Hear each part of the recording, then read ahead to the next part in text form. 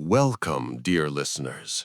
Today we stand at the doorway of a story that stretches from a quiet English garden to the endless sky filled with stars. This is not only the life story of a man, it is the story of how humanity learned to understand the hidden rules of nature. It is the story of silence turning into discovery and of a fragile child growing into a giant of knowledge. This is the journey of Isaac Newton. Let us travel back to the winter of 1642. England was in chaos. The country was divided by civil war. Fear, disease, and uncertainty filled the air. In the small manor house of Woolsthorpe, on Christmas Day, a baby boy was born, so small that his mother said he could fit inside a small mug. His father had died 3 months earlier. Many believed the child would not survive the night. But the tiny infant survived. That child was Isaac Newton. When Isaac was only 3 years old, his mother remarried and moved away, leaving him with his grandparents. This early separation deeply affected him. He grew into a quiet, serious, and lonely boy. He did not find comfort in games or large groups of friends. Instead, he found peace in building small machines. He created sundials that measured time with surprising accuracy. He built water clocks that marked the passing hours. Even as a child, he was not satisfied with simply watching the world. He wanted to understand how it worked. At school, he was not always the best at first, but when another student bullied him, Isaac made a decision. He would defeat his rival not with strength, but with intelligence. He began studying harder than anyone else. Soon he became the top student. This moment showed something important about Newton. When challenged, he did not give up. He focused, worked harder, and improved himself. In 1661, he entered Trinity College at the University of Cambridge. He was a sizer, meaning he had to perform chores for wealthy students to pay for his education. He cleaned rooms and served meals, but inside his mind, powerful ideas were forming. While his professors still taught old philosophies from Aristotle, Newton secretly read modern thinkers like Galileo Galilei, Johannes Kepler, and René Descartes. He respected them, but he wanted to go further. Then, in 1665, the Great Plague struck England. Cambridge closed, and Newton returned home to Woolsthorpe. What seemed like disaster became the most productive period of his life. Alone in the countryside, free from exams and lectures, he entered what history calls his annus mirabilis, his year of wonders. Imagine him sitting quietly in his garden as the sun begins to set. An apple falls from a tree. Millions had seen apples fall before, but Newton asked a deeper question. If gravity pulls the apple down, could it also pull the moon? Could the same invisible force control both the earth and the heavens? With that question, he connected the sky to the ground. He realized that the force pulling the apple was the same force guiding the planets in orbit. This became the law of universal gravitation, a single rule explaining motion across the universe. To describe motion properly, Newton had to create a new mathematical language. He developed calculus, which he called the method of fluxions. Around the same time, Leibniz developed a similar system. A bitter argument later followed about who invented it first, but today, both men are recognized for shaping this powerful tool. Calculus made it possible to measure change, to describe a moving world with precision. Newton's genius did not stop there. He turned his attention to light. In a darkened room, he allowed a thin beam of sunlight to pass through a prism.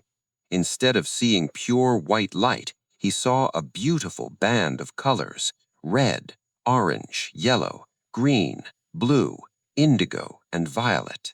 He proved that white light is not simple, but a mixture of colors.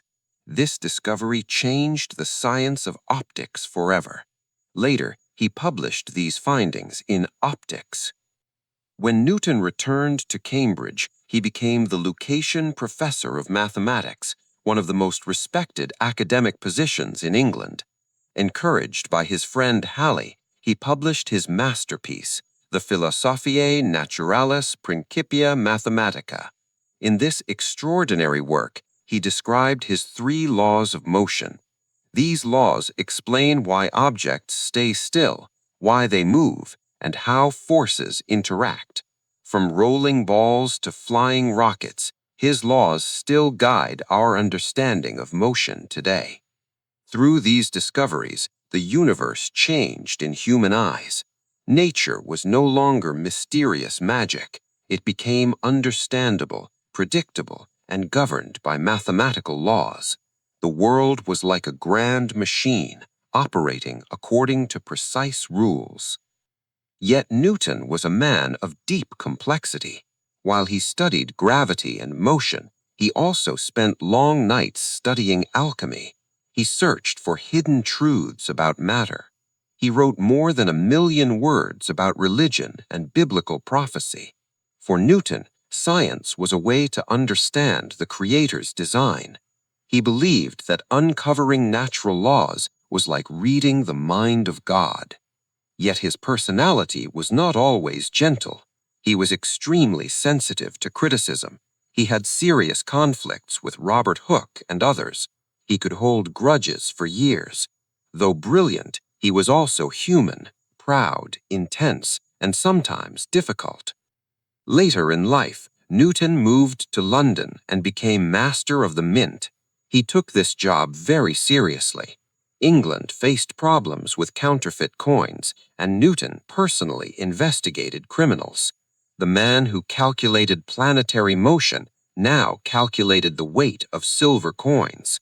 His logical mind helped reform England's financial system.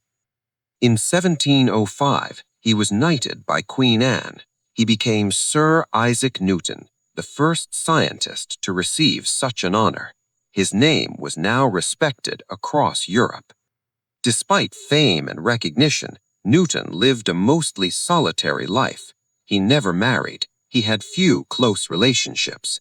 His life was dedicated to study, reflection, and work. In 1727, at the age of 84, Sir Isaac Newton passed away. He was buried in Westminster Abbey among kings and national heroes. It was a sign that England recognized the greatness of his mind. Near the end of his life, Newton spoke words that revealed his humility. He said he felt like a boy playing on the seashore, finding smooth stones and pretty shells, while the great ocean of truth lay undiscovered before him. Even after transforming science, he believed there was still so much more to learn. Years later, scientists like Albert Einstein would expand upon Newton's ideas. Einstein's theory of relativity refined our understanding of gravity. Yet even Einstein deeply respected Newton's work, recognizing it as one of the greatest achievements in human history. Dear listeners, Newton's life teaches us powerful lessons. He shows us that isolation can become strength, that crisis can become opportunity, that a simple question, why does an apple fall, can unlock the secrets of the universe.